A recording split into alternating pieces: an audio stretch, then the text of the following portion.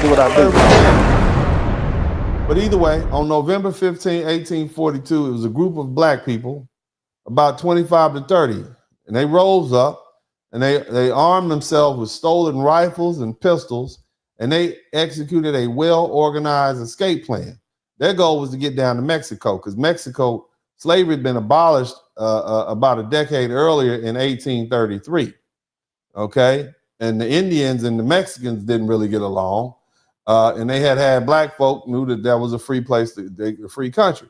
So Mexico had become a beacon for fugitive slaves from Texas, okay? Texas, Louisiana, and Indian territory, they'd all would go down to Mexico, all right? All they had to do was reach the Red River and cross into Mexican territory, and they would finally be free. So the escape party included both. They included men, women, children, and as they moved southward through the wilderness, they liberated more black folk, people who along the way. And so the numbers began to swell. And it was the largest mass escape attempt among enslaved people held by native slaveholders in the U.S. But unfortunately, freedom is not within reach. You see, the Cherokee authorities, the Native Americans, right, deeply embedded in their social order and now mirrored the Southern plantation society, they saw the escape as a threat to their sovereignty and their economy. They needed black people to do their work. They don't ever talk about this, okay? So what they did was they got together a militia force, and it was led by some white slave catchers and some Cherokee enforcers, and they quickly assembled to hunt our people down. And after days of pursuit, these rebels were our people, who they call rebels, were overtaken before they could get to the Mexican border. And it was a violent confrontation that followed. And several black people were killed on the spot. Others were captured and brought back to Cherokee, the Cherokee capital. Shout out to Johnny Harris. And their resistance made it into a spectacle to deter others. Okay, in the 1842 rebellion, it sent shockwaves through the Cherokee Nation. So whether you white or you black, whether you Native American or whatever, black folks was fighting everybody to get free. We were fighting to get free.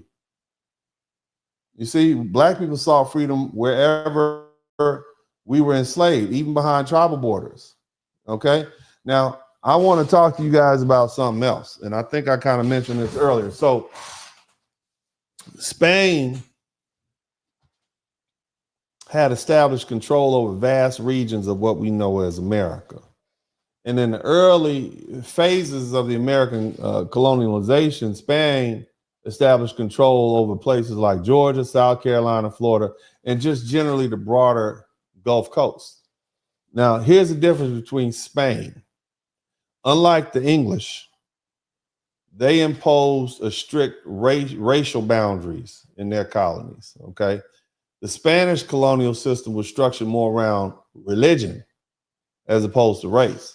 And this orientation was deeply shaped by Spain's recent historical trauma, right? The Reconquista, which culminated in 1492 when the Christian forces expelled the Muslim Moors who had been there for 800 years of Islamic rule.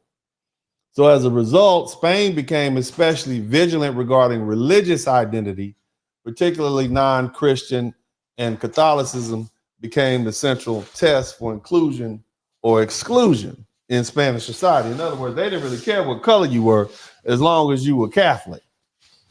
See, the Europeans coming from Northern Europe, i.e.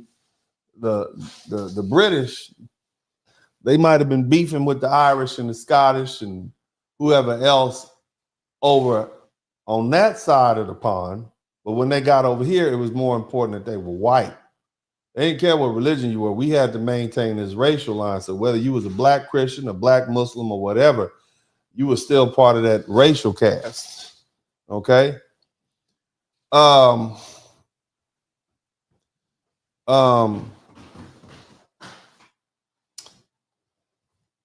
Go get me some more water. Come on, you want to say hi to everybody? All right, go get daddy some water. I appreciate that. My little assistant there, give me some water. Jelly jar. But anyway, So again, this religious framework, it allowed for a greater degree of racial fluidity in the Spanish colonies and their Anglo counterparts, and Africans freedom, land, and status, but only if they converted to Catholicism and pledged loyalty to the Spanish crown. Shout out to Hologram EMC. So starting in 1600 and 1700, enslaved Africans escaping harsh conditions. Thank you, son. I appreciate you. Okay, thank you. Say bye. All right, thank you. All right, but anyway, like I said, and we talked about this earlier, the word on the curve to the black folks in Georgia, South Carolina, or whatever, hey, just run on down there. You can, enslaved Africans understood that we can escape to Georgia. We can these harsh conditions that they have in Georgia and South Carolina, they began going south to Spanish Florida. You see, they found asylum, they found opportunity. And the Spanish government promised freedom to any enslaved African who embraced Catholicism and served in the Spanish military. And this policy culminated in the creation of Fort Mose in 1738. And this is just north of St. Augustine. And the first legally recognized free black settlement in what would become the United States. And this unique convergence of religious tolerance and African resistance and Spanish geopolitics is set the stage for future conflicts over, in the ensuing decades. They were running down there. Fugitive slaves, free blacks, Native American groups, particularly the Seminoles, they formed powerful alliances in Florida. They blended cultures, they resisted U.S. expansion, and these alliances would later draw the ire of the American slaveholder population. Keep in mind, I want y'all to understand something. This is 1800 something, okay? You got black folk running down here since 1738, running to what was at that time Spain.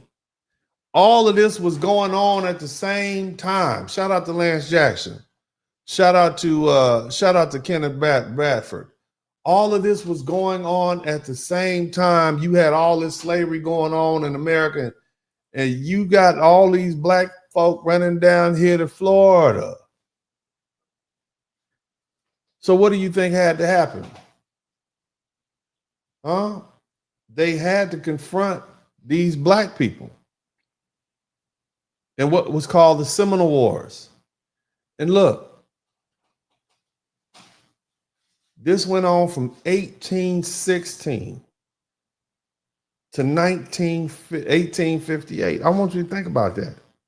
The Civil War started in 1860, but all this was leading up.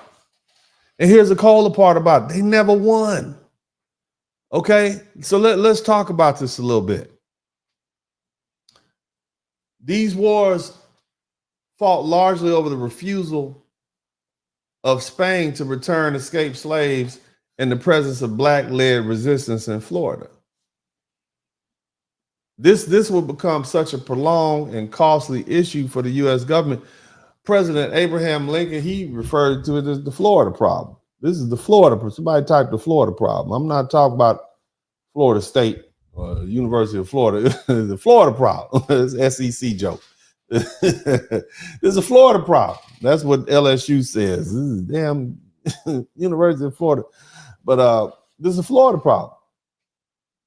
And the early Spanish, shout out to Trip D. The early Spanish colonial model unintentionally, it sowed the seeds of multi-generational resistance movement and deeply embedded in Black, Native, and Spanish colonial history.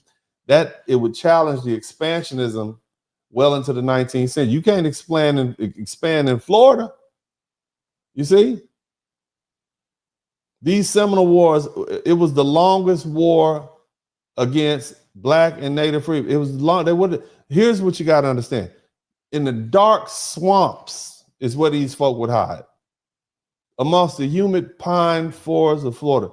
It was one of the most extraordinary resistance movements in American history.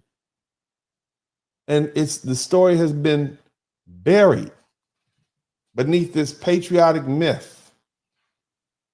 This was not just Native American uprising. It was a multi-racial rebellion forged in blood and desperation between the Seminole Indians and the black folk who had escaped slavery. What's up, what's up, what's up? Welcome, welcome, welcome to the broadcast. This is Uncle D. People wash their ass in the tub, Kamala Harris. You were tuned in to Uncle D. This black man talk, pull up, homie, take a seat. Don't be a shadow watcher every day. You learn something, then you earn something. Let them know and drop some money in the plate.